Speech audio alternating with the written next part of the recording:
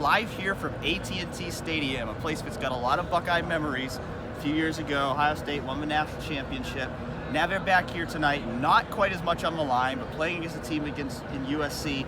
They haven't beaten USC in a long time, but they've played them quite a few times since then. This is a one, even though I don't think a championship or a playoff or any of that's on the line, still think the Buckeyes really want to win this one. Yeah, and I think a lot of this thing for Ohio State is they have a lot of guys who have NFL futures on the line in this game. I think there's a lot of guys with something to prove, a lot of guys who are fringe NFL players. So I think a big game and a big stage against a really good opponent is motivation enough for some of these guys. But then there's also the fact you want to send your seniors out with a win. So yeah, I mean, there's no title on the line, but there's still a lot to play for. Ohio State looking to finish the season with a 12th win. Urban Meyer looking to avoid his first 3-loss season at Ohio State. But I think the big story of this one, of course, is going to be J.T. Barrett.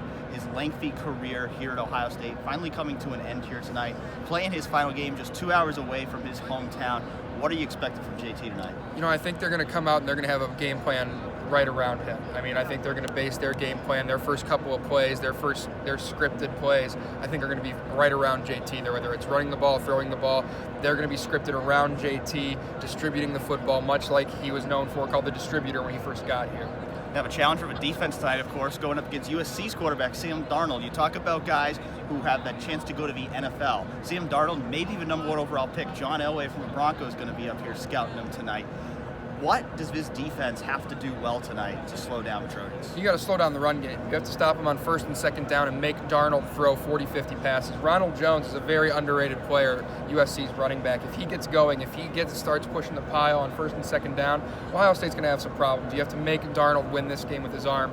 That way you can get your pass rush going. I think the defense is going to have some trouble, but USC's defense has not performed very well this year. I think Ohio State's advantage on offense over USC's defense is going to be enough for the Buckeyes to win this game. I'm going 41-31 Ohio State. What do you got? I have Ohio State 34, USC 24. I think Ohio State's going to dominate in the trenches on both sides of the ball, and that's why I'm picking the Buckeyes to win this one.